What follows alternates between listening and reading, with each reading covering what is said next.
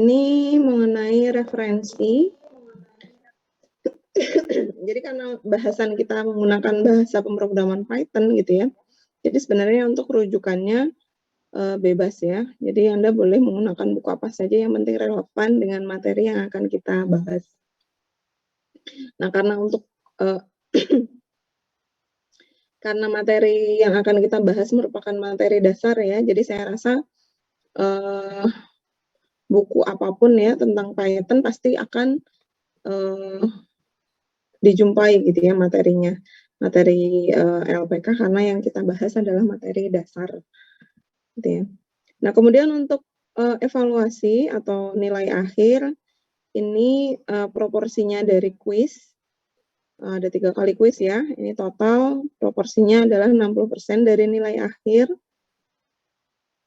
Kemudian di akhir semester kita ada ujian praktik, kurang lebih bobotnya adalah 40% dari nilai akhir gitu ya. Nah, kemudian untuk aturan-aturan saya rasa masih sama dengan masih umum ya, masih sama dengan mata kuliah lain. Jadi karena ini adalah praktik, tentu untuk presensi wajib 100% ya. Nah, kalau misalnya berhalangan hadir, jadi berhalangan hadirnya harus dengan alasan yang kuat. Misalnya sakit gitu ya. Sakitnya pun ya kalau masih pilek saya rasa masih bisa mengikuti ya online. Jadi alasan kalau misalnya berhalangan alasannya harus kuat gitu ya. Dan wajib melapor dan menunjukkan bukti pendukung. Jadi yang mendukung keterangan berhalangan hadirnya karena apa itu harus bisa dibuktikan. Nah, kalau misalnya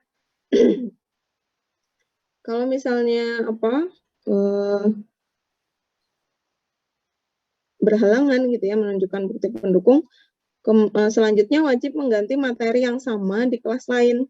Karena ini adalah kelas D, kebetulan untuk kelas D ini hari kedua ya. Jadi kalaupun berhalangan hadir masih bisa mengganti di kelas A ataupun kelas B gitu ya. Atau misalnya kalau berhalangan hadirnya itu karena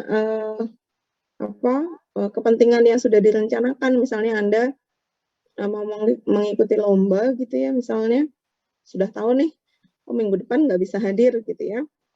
Sudah ada surat tugasnya dari misalnya Pudir 3 gitu ya. Anda tinggal menyampaikan buktinya gitu ya. Tinggal menyampaikan buktinya sebelumnya ya. Jadi lapor kepada dosen dan juga konfirmasi kepada komti kelas yang akan diikuti gitu ya. Jadi misalnya kelas sudah tahu kalau minggu depan nggak bisa hadir gitu ya. Misalnya mau ikut kelas C misalnya di hari Senin gitu ya. Jadi dari minggu sebelumnya sudah menyampaikan ke dosen dan konfirmasi ke komite kelas C. Ya.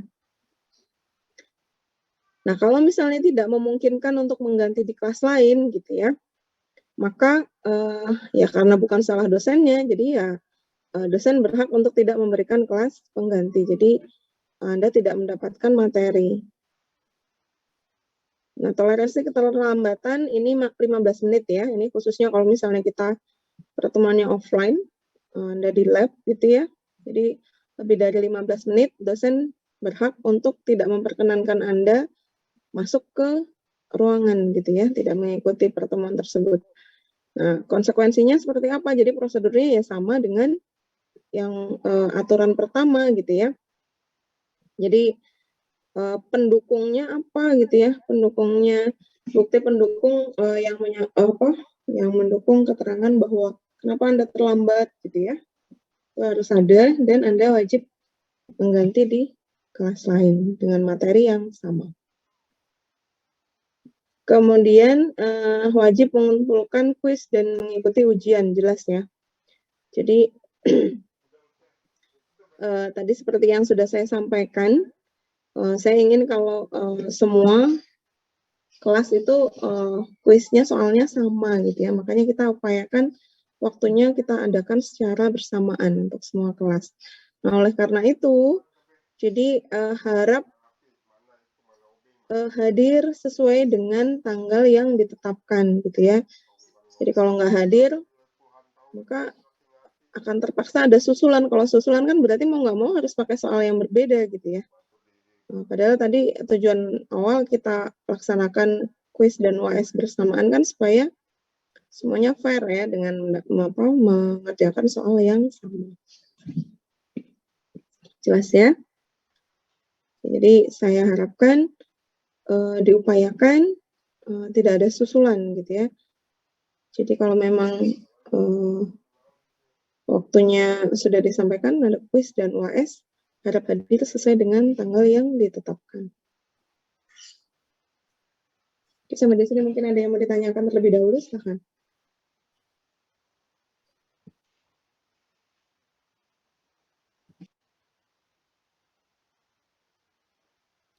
Ibu izin bertanya, untuk kuisnya itu nanti ada prakteknya atau teori aja, Bu? Sama ujian praktiknya? Jadi pada akhirnya semuanya akan praktik karena dalam mengerjakan ya mungkin ada soal yang bisa dikerjakan tanpa praktiknya gitu ya. Jadi cukup baca teorinya udah langsung bisa menentukan jawaban. Tapi ada juga yang nanti mau nggak mau Anda harus mengerjakan menggunakan bahasa pemrograman gitu ya. Jadi mau nggak mau pasti akan praktik gitu ya. Jadi ada yang soal seperti itu. Ada juga yang bisa jadi ada yang tanpa membuka bahasa pemrograman Python udah tahu jawabannya, mungkin ada juga yang seperti itu. Karena ini mata kuliah praktik ya, harusnya ada nanti soal yang mau nggak mau Anda harus mengerjakannya menggunakan bahasa pemrograman gitu ya. Jadi secara tidak langsung akan akan praktik gitu ya. Ada lagi? Bu, terima kasih. Ya. Nah, kemudian saya sampaikan tolong selama Anda kuliah gitu ya, mata kuliah apapun gitu ya, khususnya untuk mata kuliah online, harap menyalakan kamera gitu ya. Selama Anda pertemuan online gitu ya, apalagi nanti ada kuliah tamu gitu ya, jadi wajib menyalakan kamera gitu ya. Itu salah satu adabnya ya, jadi menghormati dosen yang menjelaskan gitu ya, jadi harap selalu menyalakan kamera. Kecuali kalau memang Anda berada di daerah yang terpencil, nggak ada koneksi ya, daripada tidak mendengar jelas penjelasan dari dosen gitu ya, koneksinya mengurangi mengurangi beban, jadi terpaksa di off-kan ya nggak apa-apa.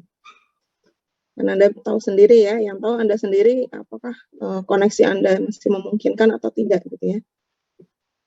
Jadi itu sudah termasuk kode etik akademik ya, jadi menghormati guru kalau sedang menjelaskan gitu ya, jadi harap selalu menyalakan kamera.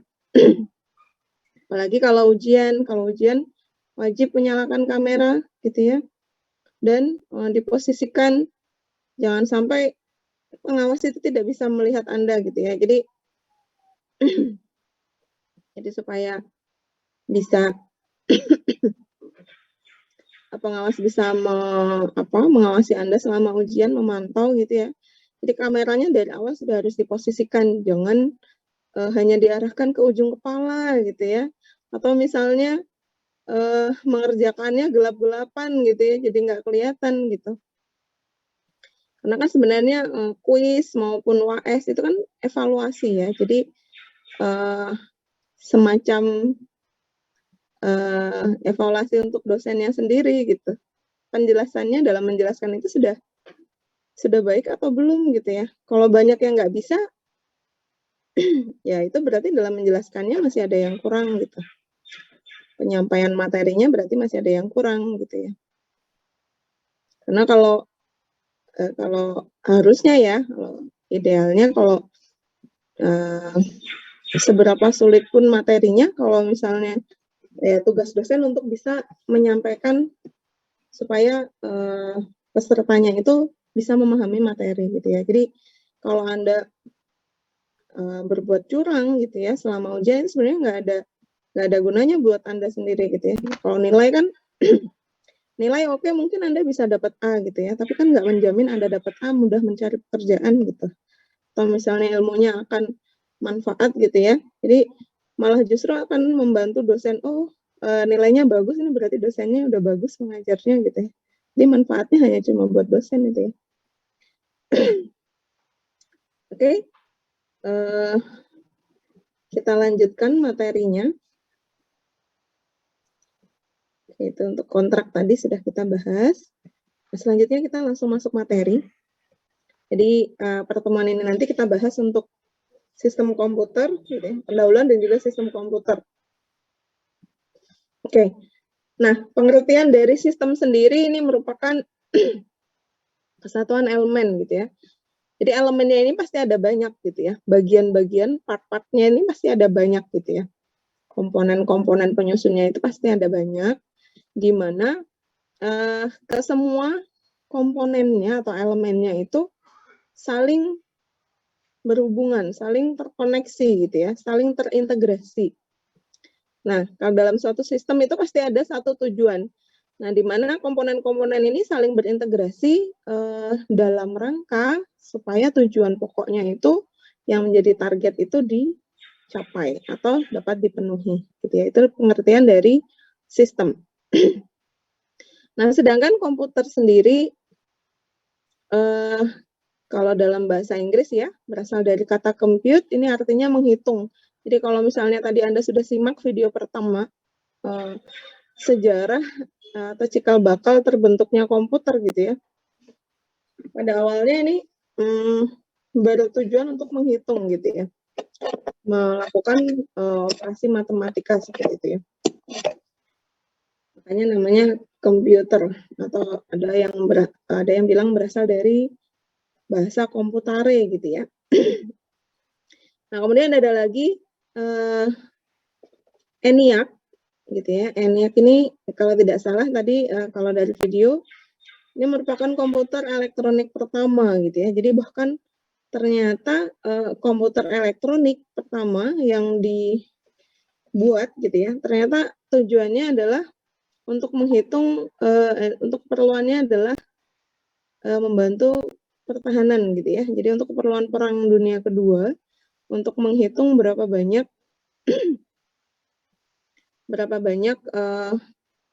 target gitu ya, musuh yang akan dibom gitu ya.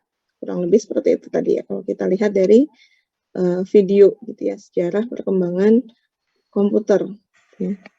Nah, jadi kalau kita amati tampilan dari komputer gitu ya, dari pertama pada tahun 1946, kalau kita amati bentuknya masih besar ya, jadi kurang efisien, makan tempat gitu ya, volumenya besar gitu ya. Jadi terdiri dari banyak tabung dan pengoperasiannya pun susah, jadi nggak semua orang bisa mengoperasikan. Selain itu membutuhkan biaya yang sangat besar gitu ya. Jadi pada perkembangannya, pada saat pertama kali dibuat gitu ya, di komputer elektronik pertamanya ini masih belum seefisien sekarang gitu ya. Kalau kita amati semakin sejalan dengan waktu gitu ya, tampilannya semakin efisien gitu ya, tidak makan tempat gitu ya, mudah digunakan gitu ya.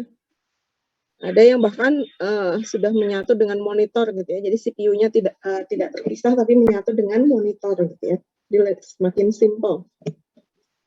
Bahkan ada yang portable atau biasa kita kenal dengan laptop.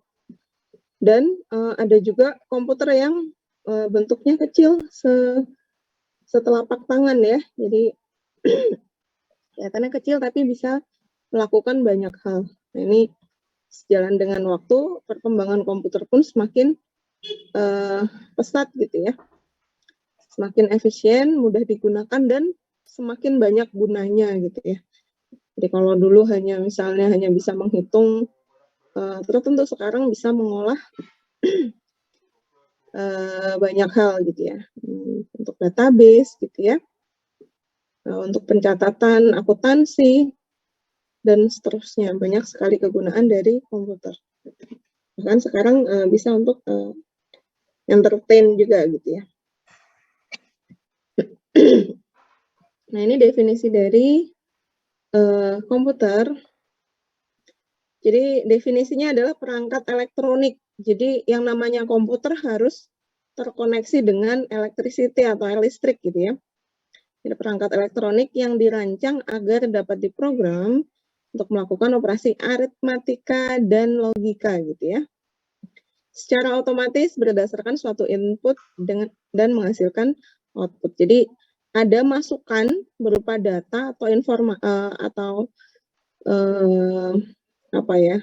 Ya data ya. Data kemudian akan diproses gitu ya. Akan diproses supaya dengan suatu masukan ini nanti gitu ya, setelah diproses melakukan operasi aritmatika atau logika tertentu gitu ya, pada akhirnya akan memberikan suatu output atau keluaran yang berisi informasi. Gitu ya, itu pengertian dari komputer ya. Jadi kalau sistem komputer ya artinya menyatakan suatu kesatuan gitu ya, yang berhubungan dengan komputer dirancang untuk menghasilkan informasi yang bermanfaat untuk suatu kepentingan.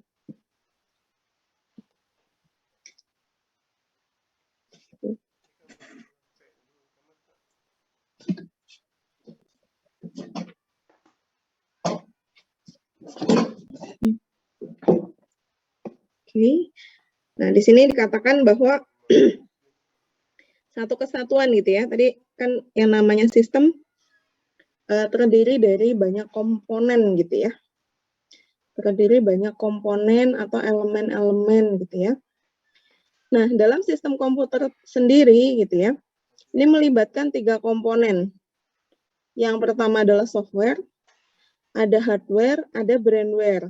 Softwarenya pun, jadi masing-masing ini ya, hardware ataupun brandware ini juga ada penyusunnya lagi gitu ya. Contohnya kalau hardware ada namanya hardware itu kan berarti perangkat keras ya. Jadi yang kelihatan fisik, kelihatan barangnya gitu ya.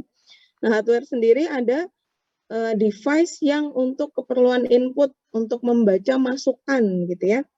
Untuk membaca masukan, contohnya apa? Misalnya ada papan ketik gitu ya, atau misalnya untuk memberi masukannya berupa suara gitu ya. Misalnya Anda mau sekarang kalau kita misalnya mau membuka YouTube, kita bisa memberikan input berupa suara ya. Jadi misalnya saya mau lihat Ipin dan Upin misalnya, ini bisa menggunakan inputnya berupa suara, audio gitu ya. Jadi maka di situ ada device untuk membaca input, bisa berupa papan ketik, bisa berupa mikrofon gitu ya. Ada banyak lagi. Ada juga device atau hardware yang digunakan untuk memproses ya, melakukan operasi aritmatika dan juga logika atau kita biasa kenal dengan prosesor gitu ya. Kemudian ada juga device yang digunakan untuk membaca output. Contohnya apa? Untuk membaca informasinya bisa berupa monitor gitu ya. Jadi kalau kita mau ingin menghitung gitu ya, berapa 3 kali 2 gitu ya, bisa dibaca hasilnya dari monitor. Atau misalnya device-nya untuk membaca output bisa berupa printer gitu ya, jadi hasilnya di print out dan seterusnya. Nah, secara umum tujuan pokok dari sistem komputer adalah mengolah data atau inputan itu tadi ya, menjadi keluaran yang berupa informasi. Informasinya itu beragam. Nanti kita bahas lebih detail lagi ya. Jadi kalau kita lihat di sini, jadi jenis komputer ini ada yang keperluannya untuk tujuan umum, ada juga yang keperluannya untuk tujuan khusus. Jadi sejalan dengan waktu, komputer ini tadi yang sudah saya sampaikan ya. Jadi mengalami perluasan makna gitu ya. Jadi semakin serbaguna gitu ya, semakin banyak manfaatnya. Jadi kalau dulu pertama hanya digunakan hanya untuk menghitung gitu ya, semakin ke sini semakin banyak manfaat dari komputer. Nah, kalau untuk tujuan umum, bedanya dengan tujuan khusus, kalau tujuan umum itu sifatnya serbaguna, jadi bisa digunakan untuk banyak hal. Contohnya apa? Contohnya ya PC yang kita gunakan gitu ya, atau misalnya laptop gitu ya. Bisa digunakan untuk apa? Bisa untuk mengetik gitu ya, bisa untuk membuat database, bisa untuk menggambar, bisa untuk menjelaskan atau membuat PowerPoint dan seterusnya. Jadi sifatnya serbaguna. Jadi bisa digunakan untuk banyak hal. Nah, ini namanya tujuan umum. Di komputer yang digunakan untuk tujuan umum ini namanya contohnya adalah ya laptop, gitu ya, PC dan seterusnya. Jadi sifatnya serbaguna, bisa digunakan untuk banyak hal, gitu ya. Nah, kemudian ada juga komputer yang dibuat untuk tujuan khusus. Jadi spesifik, gitu ya. Prosesornya itu hanya diberikan program untuk melakukan tugas tertentu saja. Contohnya apa? Misalnya pengontrol mobil gitu ya. Maka di situ komputernya itu dirancang, programnya itu dirancang hanya untuk mengendalikan mobil gitu ya. Inputnya apa? Inputnya ya berarti bisa berupa navigasi gitu ya. Jadi di situ ada GPS-nya gitu ya. Kemudian selain itu ada kamera gitu ya. Jadi di mobilnya dilengkapi kamera sehingga bisa melihat jalan ke depan gitu ya. Kemudian ada juga sensor misalnya di bagian depan atau samping mobil itu dipasang sensor gitu ya, sehingga nanti pengendali mobilnya bisa berjalan gitu ya. Jadi tanpa ada pengemudi gitu ya, bisa dijalankan mobilnya menggunakan inputan tadi gitu ya. Kemudian jadi hanya mengikuti jalan sesuai dengan GPS gitu ya. Kemudian adanya sensor, jadi bisa mendeteksi, oh di sekian meter di depan mobil itu ada mobil lain gitu ya, sehingga akan melakukan pengereman seperti itu ya. Atau kalau misalnya Anda lihat, pernah Anda amati misalnya di tol, itu kan ada kamera ya, itu yang biasanya ada warning ya, Anda diawasi CCTV gitu ya, untuk memantau kecepatan Anda gitu ya. Nah, itu kan berarti itu juga menggunakan komputer untuk tujuan khusus gitu ya. Berarti dalam hal ini inputnya berupa apa, Bu? Bisa berupa apa? Bisa berupa video gitu ya. Jadi ada kameranya ya, ada kamera, kemudian pengukur kecepatan gitu ya. Atau misalnya contoh lainnya jam tangan pintar gitu ya. Jadi jam tangan pintar ini juga menggunakan komputer untuk tujuan khusus gitu ya. Jadi dari jam tangan pintar bisa mendeteksi Anda hari ini sudah berjalan berapa banyak gitu ya. Berapa langkah gitu ya untuk mengukur saturasi oksigen gitu ya. Dan lain sebagainya gitu ya. Itu namanya adalah komputer untuk tujuan khusus. Jadi spesifik hanya mengerjakan tujuan tertentu saja. Nah, untuk komputer untuk tujuan khusus ini ya hanya spesifik untuk tugas tersebut. Jadi tidak bisa digunakan untuk yang lain. Gitu ya. Beda dengan komputer untuk tujuan umum. Jelas ya? Oke, kita lanjutkan.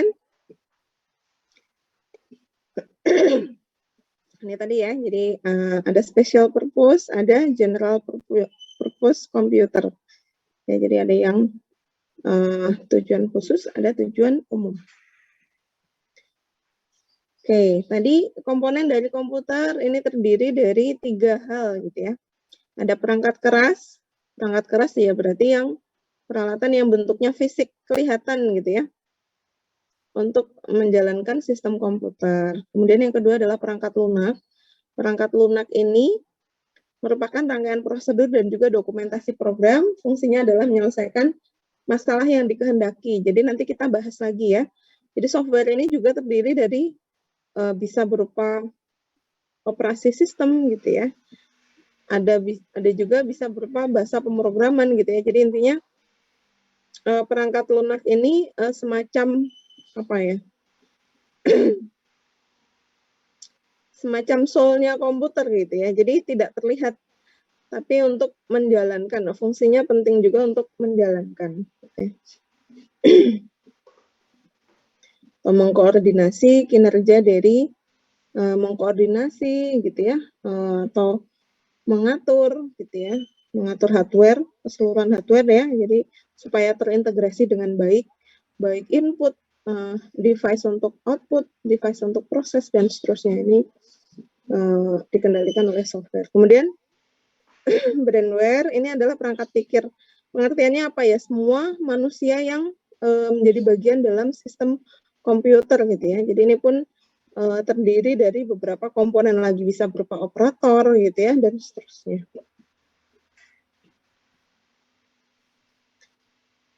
Oke, untuk hardware sendiri ya, jadi dibedakan ada device untuk membaca inputan, masukannya, gitu ya. Ada device yang digunakan untuk memproses atau prosesornya, kemudian device untuk membaca keluaran atau informasi yang dihasilkan. Nah, yang perlu diperhatikan dalam prosesnya, jadi dalam mengolah masukan menjadi keluaran, dari data masukan ini akan dilakukan pengolahan gitu ya, ada operasi aritmatika, ada logika gitu ya. Pada akhirnya akan diperoleh suatu keluaran berupa informasi. Nah, dalam prosesnya ini ada proses konversi gitu ya. Jadi kalau inputan ini sesuai dengan, jadi baik input ataupun output ini sesuai dengan yang dipahami manusia gitu ya. Misalnya bisa berupa kalimat gitu ya, atau bisa berupa angka, dan seterusnya. Outputnya pun misalnya bisa berupa hasil print out, gambar yang dipahami gitu ya, suara, dan seterusnya. Nah, tapi dalam prosesnya, sistem prosesornya dalam komputer itu mengolah input ini gitu ya, terlebih dahulu harus dikonversi. Jadi apapun inputannya, gitu ya, masukan ini akan diterjemahkan terlebih dahulu, akan di-convert menjadi sistem biner, gitu ya. Ya, contoh misalnya kita nulisnya 3 tambah 2 berapa gitu ya. Maka komputer membacanya bukan sebagai 3 dan 2 gitu ya. Tapi 3 dan 2 ini akan dikonversi terlebih dahulu menjadi sistem biner. Hasilnya berapa? Misalnya 5 pun masih dalam sistem biner gitu ya. Nah, selanjutnya 5 ini akan dikonversi ulang gitu ya, menjadi bahasa yang kita pahami. Jadi yang semulanya bentuknya biner gitu ya, dikonversi menjadi 5. Jadi angka 5 yang dipahami manusia. Seperti itu. Jelas ya? Ini detailnya. Jadi kalau Anda, ini prosesnya sama ya. Jadi dari input device akan disampaikan ke proses device dan disampaikan ke selanjutnya ke output device. Nah, apa saja yang menjadi input device? Contohnya, jadi yang digunakan untuk membaca masukan ya, ada banyak, bisa keyboard, bisa berupa mouse gitu ya. Misalnya kita klik gitu ya, kita klik menu tertentu gitu ya. Misalnya di menu kita klik Excel gitu ya, maka akan diteruskan ke proses device. Oke, berarti user meminta untuk membuka program Excel gitu ya. Ya, sehingga nanti dari monitor akan bisa dilihat bahwa program Excel-nya terbuka gitu ya, dan seterusnya. Nah, jadi ini contoh input device, ada banyak. Kemudian untuk proses device-nya sendiri juga terdiri dari komponen-komponen gitu ya, jadi berbagi tugas. Ada yang namanya memori, ada yang namanya control unit gitu ya. Jadi kalau memori ini ada RAM, ada ROM gitu ya. Ada random access, ada read only gitu ya, memori. Jadi fungsinya secara umum device untuk memori ini gunanya adalah bisa untuk menyimpan gitu ya, atau untuk mengakses data yang disimpan gitu ya, untuk nantinya diproses. Nah, ini control unit ini adalah digunakan untuk mengatur dan menjalankan instruksi gitu ya. Jadi lebih seperti perangkat pikirnya gitu ya, perangkat pikir dari komputer gitu ya. Memanfaatkan memori, selanjutnya diolah oleh perangkat pikir, kemudian kembali lagi. Ada yang disimpan, ada juga yang nggak disimpan langsung disampaikan seperti itu ya. Jadi itu dikendalikan oleh perangkat ini ya. Jadi untuk perangkat memori. Jadi fungsinya bisa untuk mengakses data, untuk menyimpan data dan seterusnya. Nah, selanjutnya akan diteruskan ke output device. Jangan lupa dalam prosesnya ini akan ada konversi gitu ya, ada konversi. Ini bahasanya apapun inputannya gitu ya, bisa berupa gambar, suara dan seterusnya akan dikonversi ke sistem biner. Gitu ya. Output hasil pengolahannya juga masih sistem biner, kemudian dikembalikan lagi. Nah, dibaca informasi ini akan dikonversi lagi menjadi bahasa yang dipahami manusia. Bisa dipahami ya? Silahkan kalau ada yang mau ditanyakan.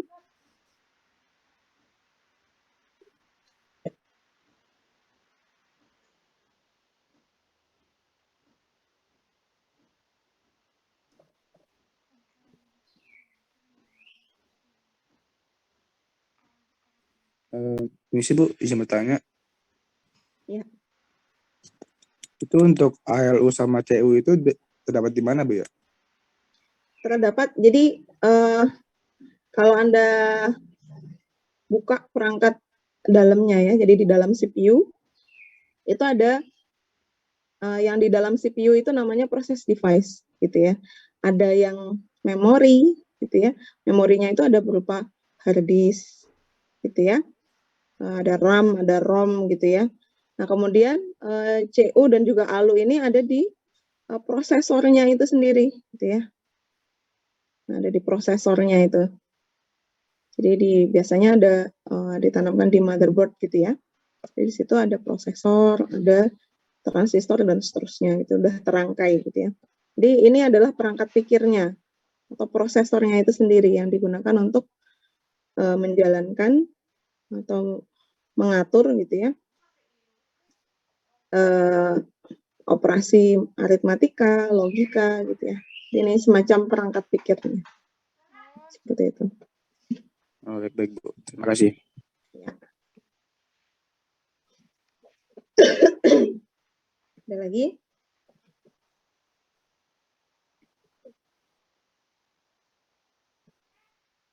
Lanjut ya. Tadi kita sudah bahas konfigurasi dari hardware. Selanjutnya kita bahas konfigurasi dari software. Di software ini juga terbagi lagi. Ada sistem operasi. Sistem operasi ini adalah perangkat lunak yang dihubungkan dengan pelaksanaan program dan koordinasi dari aktivitas sistem komputer. Jadi lebih ke yang mengkoordinir aktivitas dari sistem komputer gitu ya. Sistem operasi ini isinya apa gitu ya. Jadi ya sama, jadi sistem operasi ini isinya juga asalnya dari bahasa pemrograman juga. Ya, bedanya disesuaikan lagi dengan jenis komputernya tadi. Ada yang tujuannya umum, ada yang tujuannya khusus gitu ya. Jadi ya kalau tujuannya umum, ya misalnya yang ditanamkan di PC, laptop gitu ya, misalnya ada Windows, ada Linux gitu ya, ada Mac dan seterusnya itu. Jadi terdiri dari bahasa pemrograman juga. Bahasa pemrogramannya itu programnya gitu ya diberikan tugas gitu ya untuk melakukan koordinir gitu ya aktivitas dari sistem komputer. Jadi mengintegrasikan gitu ya. Jadi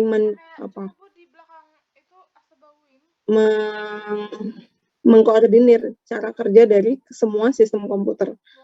Baik hardware-nya gitu ya, hardware-nya mengkoneksi antara yang hardware yang input, proses maupun output seperti itu ya. Itu sendiri. Kemudian ada juga yang kalau khusus ya berarti bahasa pemrogramannya ya sudah dirancang untuk diberikan tugas tertentu saja sesuai dengan penggunaan dari komputer itu sendiri. Kemudian yang kedua ada bahasa pemrograman. Kalau bahasa pemrograman ini bahasa komputer yang digunakan untuk menulis instruksi program, gitu ya. Jadi untuk melakukan suatu pekerjaan yang dilakukan oleh programmer. Jadi programmer ini tugasnya adalah menuangkan, gitu ya, menuangkan dari sistem yang tanpa komputer, gitu ya, dialihkan ke bahasa pemrograman, sehingga program nanti bisa dijalankan, gitu ya, di komputer untuk mengerjakan tugas tadi. Jadi mengkonvert dari sistem, gitu ya, dari yang sistem yang tanpa komputer diterjemahkan ke bahasa pemrograman. Itu tugasnya programmer, menggunakan bahasa pemrograman. Nah, bahasa pemrograman ini nantilah yang dijalankan di komputer untuk melaksanakan tugas itu tadi. Oke, kalau yang semulanya manual tanpa komputer dilakukan dengan komputerisasi melalui bahasa pemrograman. Kemudian yang ketiga ada program paket. Ada software yang berupa program paket. Program paket ini artinya adalah program komputer yang siap digunakan atau siap pakai. Contohnya apa? Jadi lebih spesifik untuk tujuan khusus, gitu ya. Contohnya Excel. Excel bisa digunakan untuk yang namanya Excel ya, berarti bisa untuk database, untuk mengolah statistik sebenarnya juga bisa, gitu ya, untuk menghitung dan lain sebagainya. Jadi kalau program paket itu user hanya melakukan klik-klik, gitu ya. Yang penting bisa mengoperasikan, gitu. Cara kerja program paketnya seperti apa, gitu ya. Itu namanya program paket. Contohnya apa? Excel atau misalnya Minitab. Minitab berarti program paket yang digunakan untuk mengolah menggunakan metode statistika seperti itu ya. Jadi user yang penting bisa memahami cara pengoperasiannya. Gitu ya. Jadi sudah hanya tinggal klik-klik ya, bukan menggunakan bahasa pemrograman.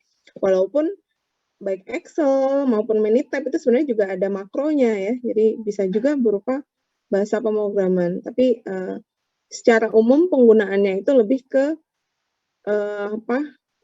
yang penting bisa mengoperasikan, gitu ya. Jangan salah ya, jadi Excel itu Anda kalau menguasai Excel bisa bisa melakukan banyak hal ya. Jadi banyak hal yang bisa dilakukan dengan Excel. Itu yang manfaatnya banyak sekali. Banyak juga di situ dalam Excel itu pun ada banyak program yang belum diinstal, gitu ya. Kenapa nggak diinstal sekalian, gitu ya? Karena memang defaultnya orang yang lebih sering digunakan ya menu-menu itu, gitu ya. Jadi kalau misalnya mau memanfaatkan, contohnya kalau dulu di Excel yang versi lama, itu belum ada analisis data, gitu ya. Jadi nggak bisa digunakan untuk mengolah data. Statistik itu paling hanya untuk min, median, modus, seperti itu, atau ragam, dan seterusnya, gitu ya. Tapi sebenarnya di versi lama pun sudah disediakan. Kalau kita mau mengolah ANOVA pakai Excel pun bisa, gitu ya. Tapi dengan cara menginstal, add-in, gitu ya, menambah instalasi sendiri, gitu ya, sesuai kebutuhan.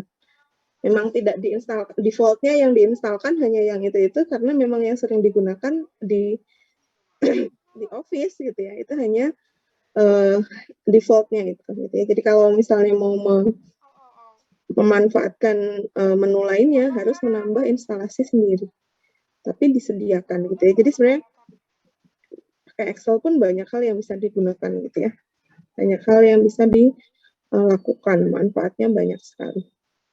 Itu pengertian dari program paket, bisa dipahami ya. Jadi sistem operasi, bahasa pemrograman, juga program paket, bedanya apa, gitu ya. Nah, ini lebih detail lagi. Sistem operasi ini secara umum ya, tugasnya adalah mengelola sumber daya perangkat lunak dan keras. Jadi mengelola, mengkoordinasikan, mengintegrasikan, gitu ya, sistem komputer itu tadi sendiri. Jadi contohnya apa? Ya bisa berupa Windows, Linux, Android, iOS, gitu ya, Mac OS, dan seterusnya. Jadi itu macam-macam sistem operasi, gitu ya. Ya ada banyak. Ini secara umum mengintegrasikan baik software maupun hardware-nya gitu ya. Jadi terkoordinasi supaya bisa berjalan gitu ya, untuk melakukan tugas sesuai dengan peruntukan komputer tersebut. Kemudian yang kedua mengenai bahasa pemrograman. Bahasa pemrograman itu ada banyak juga. Nah, secara umum bahasa pemrograman itu dikenal ada 3 jenis ya. Jadi ada 3 level.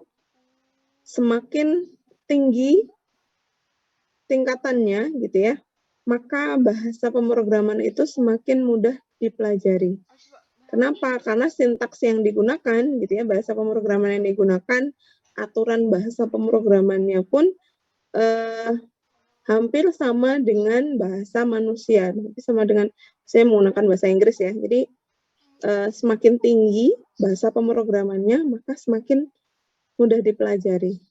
Karena pernyataannya gitu ya, bahasa pemrograman yang digunakan ini hampir sama dengan yang digunakan di yang dipahami manusia gitu ya, menggunakan bahasa Inggris. Contoh dalam Python kita perintah untuk menentukan munculkan output ya berarti pakai pernyataan print gitu ya. Dengan penulisannya pun sama dengan bahasa Inggris gitu ya. Jadi mudah dipahami gitu ya, karena bahasanya sama. Kemudian untuk brandware nih ya, jadi pengertiannya tadi adalah semua pokoknya manusia yang berkaitan dengan sistem komputer itu sendiri. Ada 3 komponennya. Jadi yang pertama adalah operator.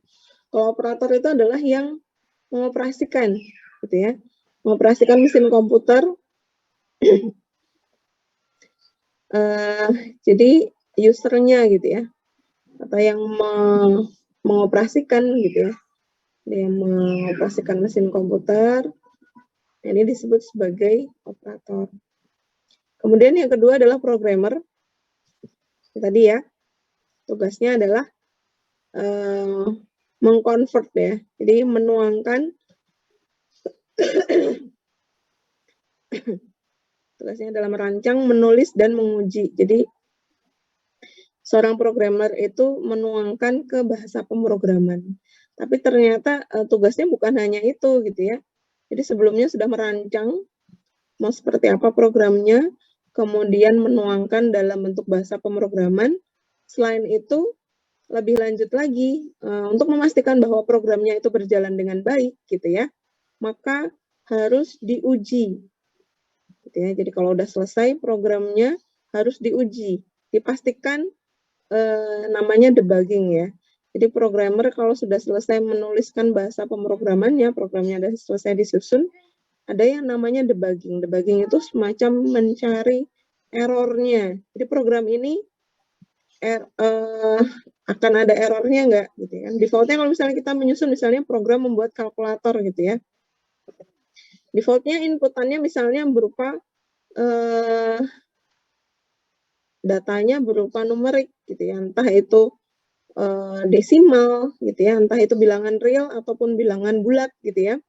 Tapi ternyata kita coba kalau misalnya inputannya berupa teks seperti apa?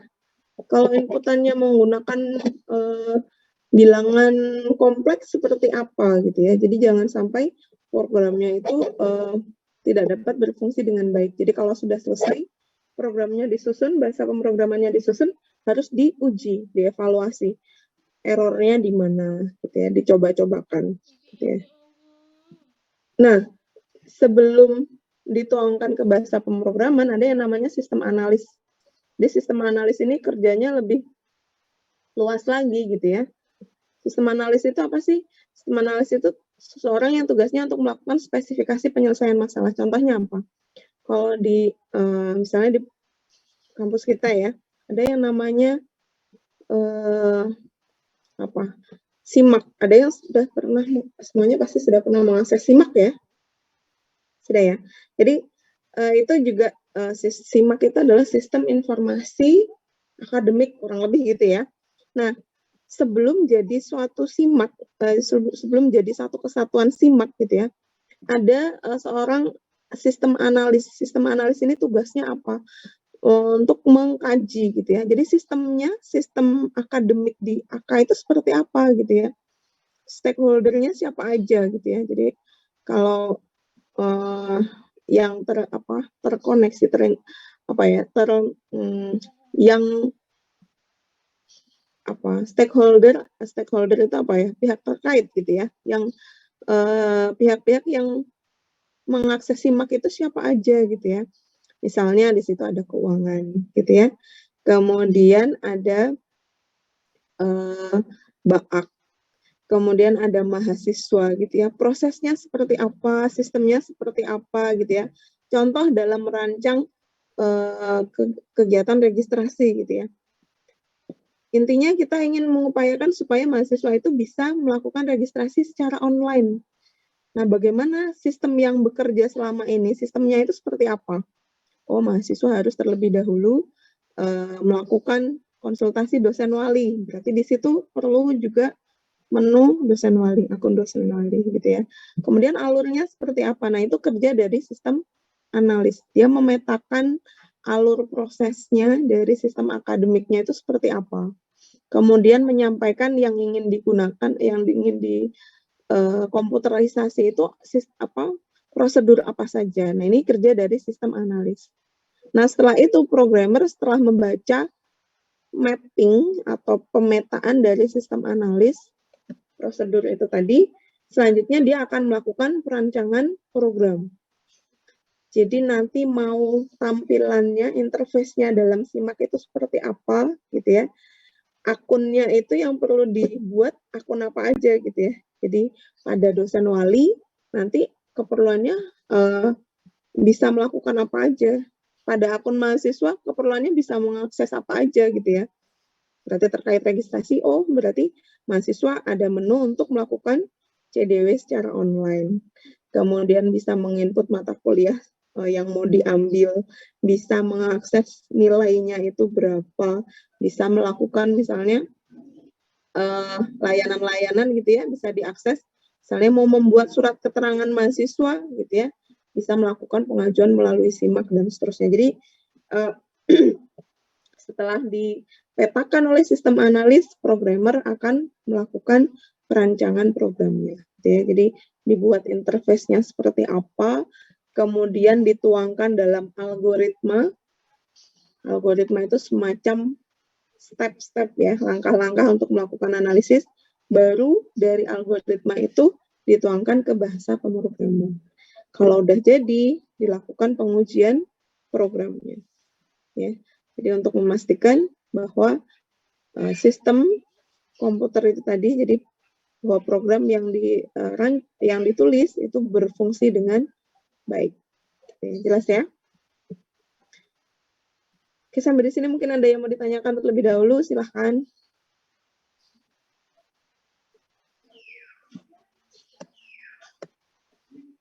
Apakah saya kecepatan penjelasannya? Jadi boleh, kalau misalnya ada yang mau ditanyakan, boleh langsung ditanyakan ya. Oke, lanjut. Nah, selanjutnya kita bahas mengenai bilangan biner. Jadi kan sudah saya sampaikan, jadi apapun inputan yang ada gitu ya, yang diberikan gitu ya, data masukan apapun gitu ya yang diberikan, misalnya dari yang kita pahami ya, bisa berupa suhu gitu ya, misalnya detektornya, jadi perlu alarm atau enggak kayak gitu ya. Jadi mendeteksinya inputannya misalnya berupa suhu, suara, angka dan seterusnya. Jadi selanjutnya akan diproses oleh komputer itu dengan cara dikonversi terlebih dahulu ke dalam sistem biner. Gitu ya. Nah, apa sih sistem biner gitu ya? Jadi kalau kita kenal bilangan biner itu binary digit bit atau binary. Binary itu adalah sistem yang hanya mengenal dua jenis angka ya. Jadi hanya ada 1 dan 0. Jadi apapun karakteristiknya gitu ya, apapun karakternya, apapun inputannya itu akan dikonversi ke dalam sistem biner. sistem biner ini hanya terdiri dari angka 1 dan 0. Sebagai contoh, kalau kita kenal dalam desimal itu bilangannya adalah angka 3, maka 3 ini dalam biner gitu ya, itu menjadi 11 gitu ya. Nah, kenapa 11? 11 ini sama saja dengan 1 kali 2 pangkat 1 ditambah 1 kali 2 pangkat 0. Gitu ya. Jadi, kemudian kalau angka 10, ini kalau dikonversi dalam biner jadi 10, 10. Gitu ya. Jadi jalannya dari paling kanan ya. Pokoknya yang paling kanan ini pengalinya adalah 2 pangkat 0, ini 2 pangkat 1, ini 2 pangkat 2, ini 2 pangkat 3.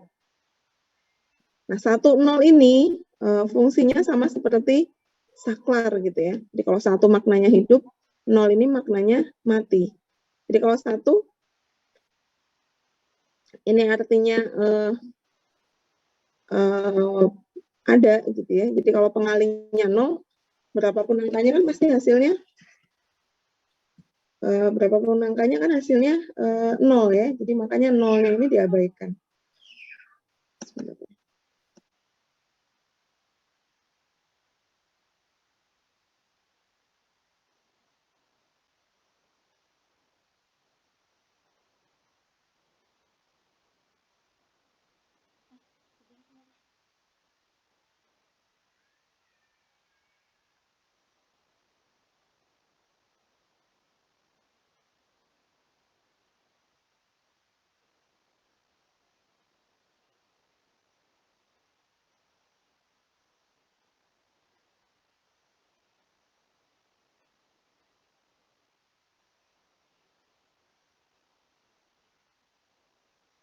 Kan?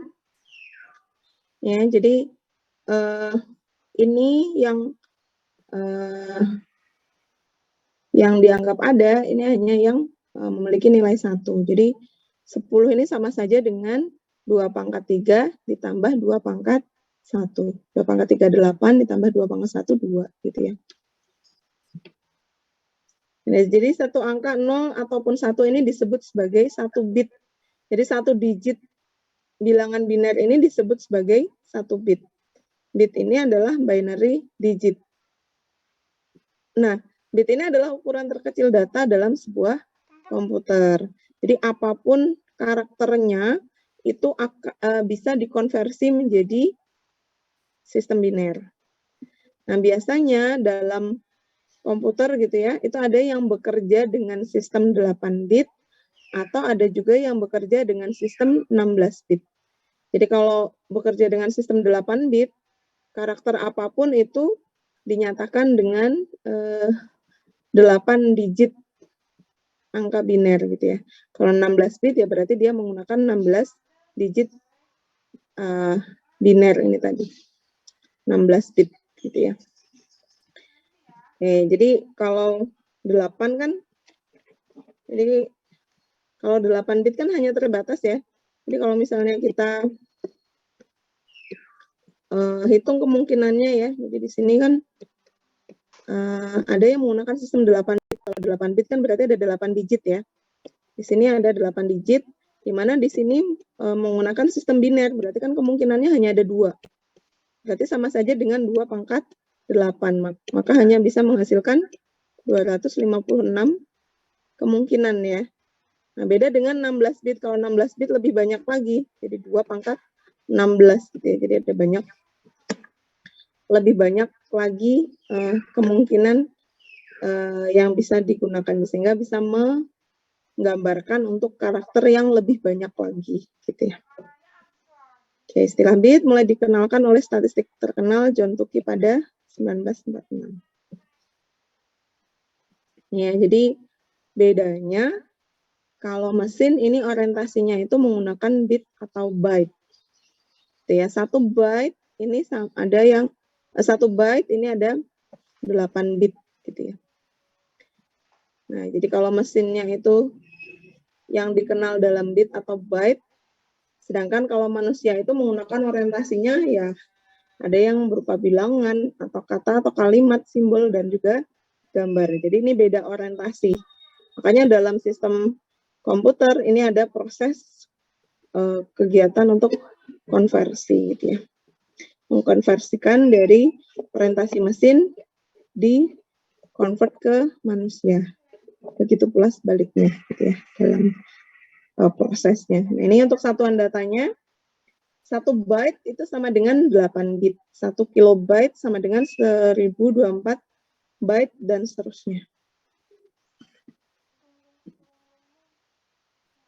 Ini keterangannya ya.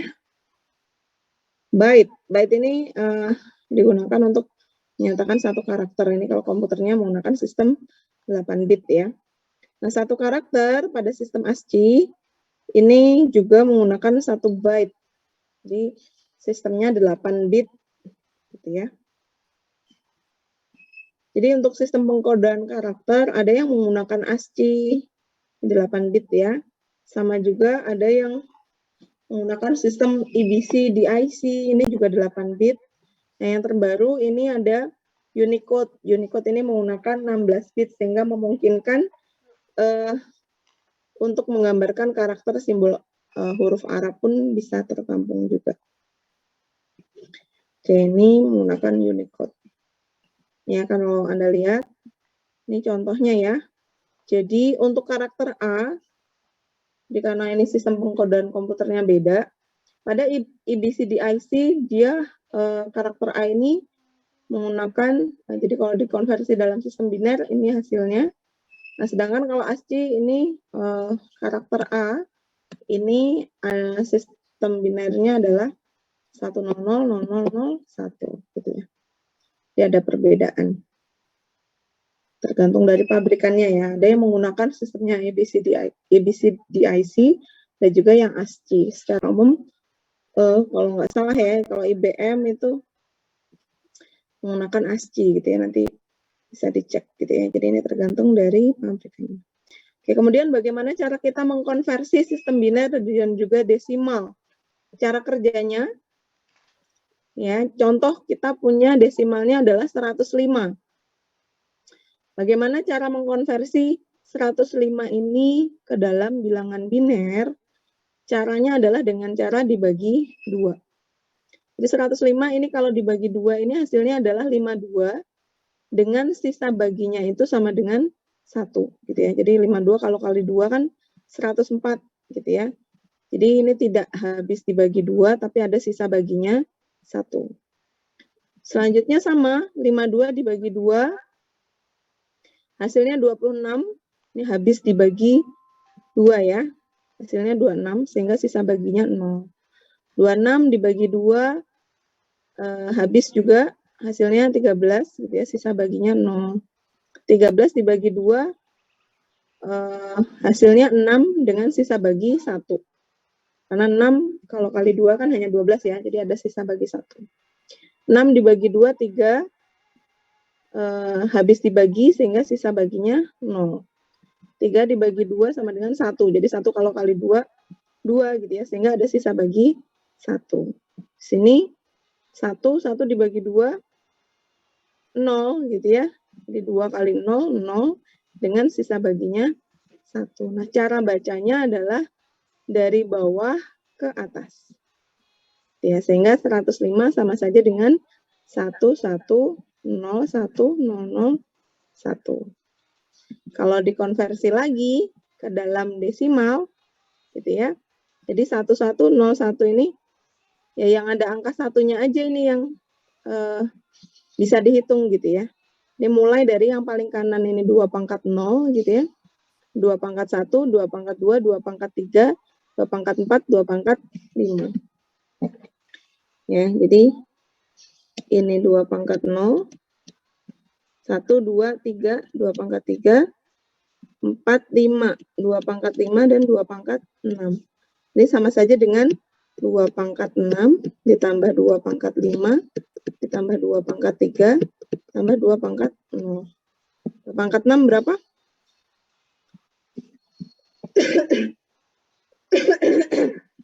64 ya. Sama saja dengan 64 tambah 32 tambah 8 ditambah 1 sama dengan 105. Silahkan kalau ada yang mau ditanyakan.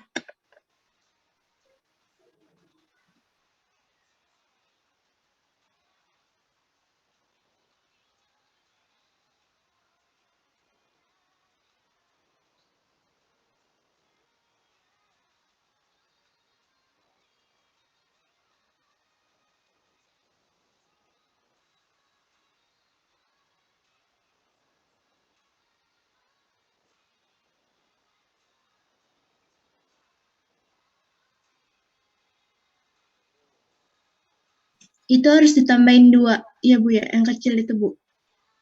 Itu hanya untuk menunjukkan basisnya ya. Jadi kalau ini dalam sistem biner, yang ini dalam desimal. Oke Bu, terima Ya, kasih. semacam keterangannya.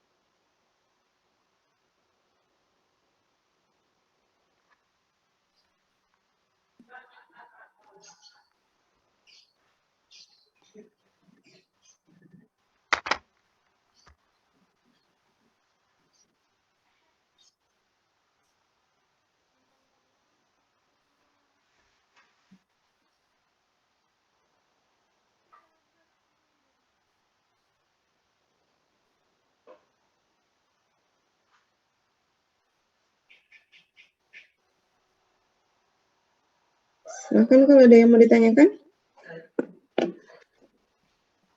Oh ya, tadi belum saya sampaikan ya. Jadi untuk kontrak maupun modul dari mata kuliah LPK ini bisa diakses di SIMAK ya, sudah bisa diakses di SIMAK.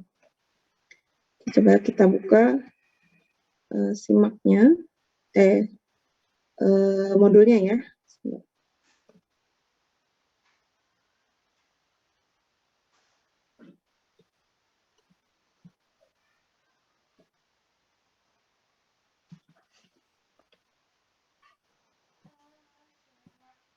Ya. Jadi pada bab 1 ini pengenalan sistem dan pemrograman komputer. Sudah kita bahas ya perkembangan komputer ya. Kemudian siklus pengembangan program ini seperti yang tadi sudah saya jelaskan.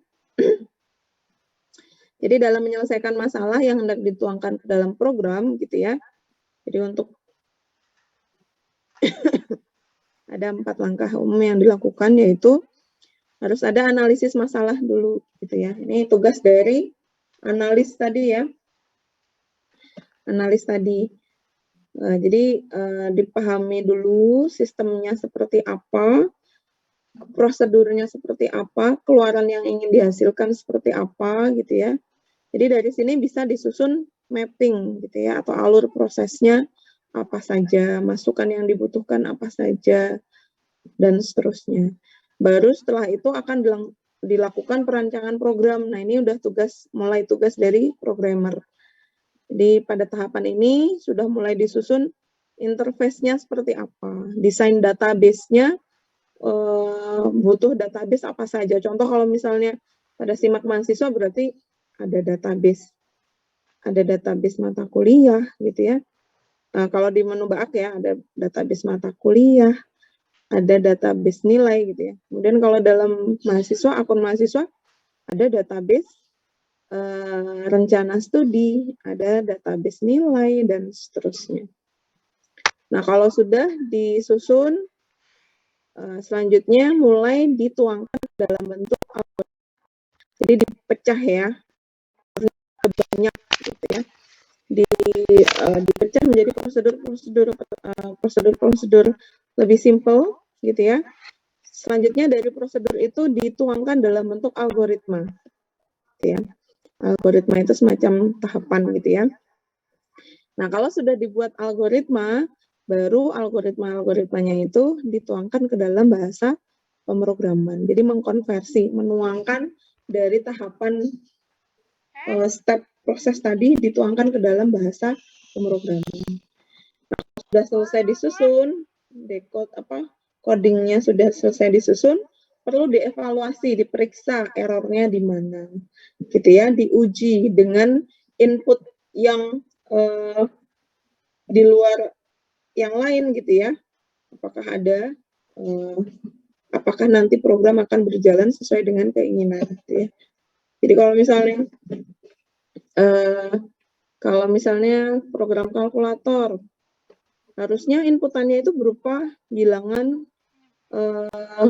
integer atau bilangan bulat atau bilangan real gitu ya. Jadi kalau misalnya di luar itu kita ingin tampilannya ya jadi nanti ada data sesuai yang kita kehendaki tadi. Jadi perlu ada pengujian juga untuk memastikan bahwa program berjalan sesuai dengan contoh misalnya ada algoritma untuk menghitung luas segitiga. Nah, bagaimana cara menyusun algoritma untuk menghitung luas segitiga? Nah, kalau kita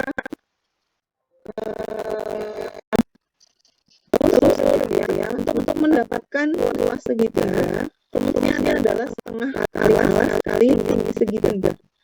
Nah, berarti kita membutuhkan inputan informasi gitu ya, butuh data masukan yaitu data alas dan juga tinggi gitu ya. Sehingga kalau kita susun menjadi algoritma hasilnya seperti ini. Dia ada tujuan untuk menghitung ini diperlukan data masukan yaitu berupa alas dan tinggi segitiga. Ya, algoritmanya kita baca masukan. Setelah itu ada proses untuk menghitung segitiga, rumusnya. Kemudian selanjutnya menampilkan hasil penghitungannya. Ya, setengah kali alas kali tinggi. Nah, apa itu algoritma? Algoritma adalah sekumpulan langkah rinci. Jadi step atau tahapan gitu ya dalam menghasilkan keluaran sesuai dengan tujuan program. Tujuannya apa? Membuat algoritma ini adalah memudahkan gitu ya, supaya nanti dalam menuangkan ke bahasa pemrograman itu terstruktur gitu ya, sehingga sistematis dan juga akurat. Jadi menyusun tahapan secara sistematis dan akurat. Nah, supaya algoritma ini menunjang atau memudahkan dalam menuangkan ke bahasa pemrograman gitu ya. Jadi harus ada syarat-syaratnya gitu ya. Jadi algoritma itu nggak boleh ambigu. Jadi jangan sampai dalam menyusun algoritma tahapannya itu bisa bermakna ganda. Kalau bermakna ganda nanti akan menimbulkan kesalahan dalam hasil gitu ya. Kemudian bisa dieksekusi gitu ya. Jadi tahapannya itu jelas, dapat dieksekusi, tidak ambigu, nggak bermakna ganda, dan bisa dieksekusi. Selanjutnya adalah berurutan, harus jelas gitu ya. Contoh kalau kita misalnya mau menghitung pi r kuadrat, mana dulu yang mau dioperasikan? Apakah pi dikalikan r dulu baru hasilnya dikuadratkan gitu ya? Ataukah r-nya dikuadratkan terlebih dahulu? Nah, ini harus dituliskan dengan jelas gitu ya. Karena dalam pengoperasian gitu ya, kita ketahui bahwa penambahan dan pengurangan gitu ya, itu akan dieksekusi belakangan. Yang lebih dahulu adalah perkalian atau pembagian gitu ya. Jadi hal-hal seperti ini harus diperhatikan dalam menuliskan algoritma. Jangan sampai pada saat dituangkan ke bahasa pemrograman ternyata tidak sesuai dengan yang kita maksudkan gitu ya. Maka akan menghasilkan program yang memberikan hasil yang tidak akurat gitu ya. Dan dalam prakteknya bisa jadi ada satu masalah tapi bisa diselesaikan atau bisa dibuat alternatif algoritma yang banyak sekali gitu ya. Nah, kalau seperti itu bagaimana ya, berarti tinggal kita pilih saja mana algoritma yang paling efisien dari segi waktu gitu ya. Dari segi waktu lebih mudah dikerjakan gitu ya. Oke, jadi untuk memudahkan bisa dibuat dalam algoritma, bisa juga dalam jadi algoritma lain gitu ya, berupa tahapan juga atau gitu ya. Nah, kenapa di sini sudah ada simbol-simbol ini memiliki keterangan. Jadi kita bisa membuat apa ya, menggunakan bahasa pemrograman bisa dibuat dalam bentuk algoritma. Tahapan prosesnya itu boleh dituangkan dalam algoritma, bisa juga dalam diagram alir. Nah, di sini sudah ada simbol-simbol. Ini adalah terminator, keterangannya ini namanya simbol terminator, menjelaskan kapan start dan juga end dari program itu sendiri. Dalam tahapan prosesnya itu kapan mulai dan kapan berakhirnya. Jadi untuk menyatakan mulai dan kemudian ini adalah simbol data. Jadi menyatakan operasi yang melibatkan data, baik itu input ataupun output. Nah, selanjutnya di sini yang seperti ini yang namanya adalah simbol.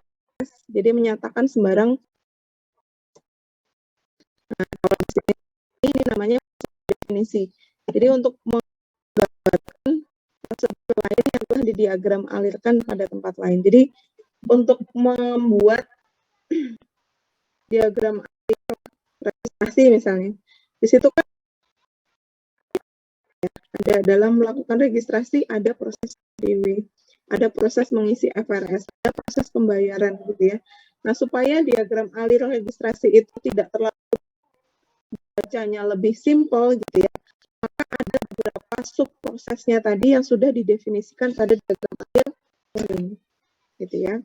Contoh misalnya di sini ada sub proses CDW, ada sub proses pembayaran gitu ya. Sehingga dalam menggambarkan registrasi gitu ya, nanti ada sub proses-proses gitu ya. Jadi sehingga proses registrasinya itu jadi yang penting ada dan seterusnya. Nah, kalau mau lihat CDW tahapannya seperti apa ya, kita cek di proses CDW seperti itu. Kemudian ada simbol keputusan. Ini kalau misalnya pada tahapannya itu ada filternya, jadi mengandung dua kemungkinan gitu ya. Contoh misalnya apakah pengambilan FRS gitu ya yang diambil itu sesuai dengan aturan, kan ada aturannya ya. Jadi kalau tingkat 2 itu mau ngambil mata kuliah beban mau ngambil rencana studi SKS kan dengan IP semester sebelumnya gitu ya. Ada minimal 0,5 atau misalnya 20 SKS. Nah, dalam pemilihan draft rencana studi mata kuliah apakah memenuhi aturan atau enggak gitu ya. Jadi nanti di sini ada ini namanya keputusan. Jadi nanti di sini ada alternatif apakah condition, di sini ada conditionnya ya atau kondisinya gitu ya. Apakah memenuhi aturan gitu ya? Bisa yes, bisa yes, bisa no gitu ya. Nah, kalau no nanti prosedurnya seperti apa alurnya? Kalau yes akhirnya seperti apa gitu ya. Kalau ini konektor. Contoh kalau misalnya dengan masalah yang sama tadi ya membuat menampilkan luas segitiga, kalau dinyatakan dalam bentuk diagram alir tampilannya seperti ini. Dimulai, kemudian butuh data, melibatkan data, kemudian ada proses menghitung luas, kemudian ada menampilkan data outputnya gitu ya, maka di sini simbolnya juga data, baru setelah itu selesai. Kalau ada yang mau ditanyakan bisa langsung ya. Kemudian lanjut ke ini dasar bit sudah disampaikan. Oke, konversinya juga sudah. Nah, untuk pemrograman komputer ini sudah dijelaskan bahwa ada bahasa tingkat tinggi, bahasa tingkat menengah, rendah gitu ya. Nah, di sini untuk bahasa pemrograman yang kita gunakan nanti adalah Python gitu ya. Alasannya apa bisa Anda cek sendiri. Tadi mungkin juga ada sudah lihat di video ya. Banyak sekali kelebihan dari Python. Python ini gratis gitu ya. Kemudian sampai dengan saat ini masih dikembangkan juga gitu ya. Jadi ada continual improvement gitu ya, sehingga akan ada update-nya pun akan selalu dimunculkan di websitenya gitu ya. Jadi kita bisa mengakses untuk tampilan terbarunya seperti apa gitu ya. Nanti kalau diinstal tampilannya seperti ini. Oke. Sampai di sini mungkin ada yang mau ditanyakan, silahkan. Kalau tidak ada, silahkan dikerjakan latihan ini. Ya, jadi konversikan dari sistem biner ke desimal, dari desimal ke biner, gitu ya. Nah, selanjutnya yang nomor 3 ini buat algoritma dan diagram alir. Jadi tolong dibuat algoritmanya dan juga diagram alirnya, tapi tidak perlu masing-masing. Di sini ada 6 proses kan ya, ada penambahan, pengurangan, dan seterusnya. Ini cukup dijadikan satu proses. Jadi nanti di bagian prosesnya ada bagian A, penambahan itu operasinya seperti apa, dan seterusnya. Oke, ya, jadi cukup satu algoritma dan satu diagram alir. Dengan prosesnya itu langsung ada 6 pengoperasian. Nah, kalau sudah selesai, Anda bisa menginstal Python. Dengan tautannya sudah saya share di deskripsi WhatsApp group. Ada yang masih belum bergabung dengan WhatsApp group? Sudah semua? Sudah semua ya? Oke, jadi silakan sekarang dicoba latihannya. Kemudian kalau sudah di-install Python-nya, kalau Anda cek di deskripsi grup, di situ ada yang 396, ada yang 342 ya, versinya untuk Python. Nah, untuk Anda yang menggunakan, semuanya menggunakan Windows kan ya? Ada yang menggunakan selain Windows, OS-nya? Selain Windows ada? Nggak ada ya? Semuanya Windows ya? Jadi, ya? Saya bukan pakai Windows, Pakai apa? pakai iOS. Pakai iOS. Iya. Ya, untuk iOS nanti saya share ya. Itu untuk, atau bisa diakses sendiri, bisa di Python ini ya. Python.org. Nanti di situ ada menu download. Silakan dipilih gitu ya, installernya sesuai dengan OS yang digunakan. Jadi ada pilihan Windows, ada iOS, dan seterusnya. Nah, yang saya bagi Anda yang menggunakan Windows sampai 11, Anda bisa menginstal yang 396. Untuk yang Windows 7, Windows Vista, dan seterusnya itu bisa menggunakan yang 342. Jelas ya? Oke, silahkan dikerjakan contoh latihannya. Setelah itu diinstal Python-nya. Jelas ya? Oke, silahkan. Nanti kita bahas lagi. Silahkan coba dikerjakan dulu ya. Ini sekarang 9.22. Paling lambat nanti jam 10 kita sudah masuk ke materi pertemuan 2 ya.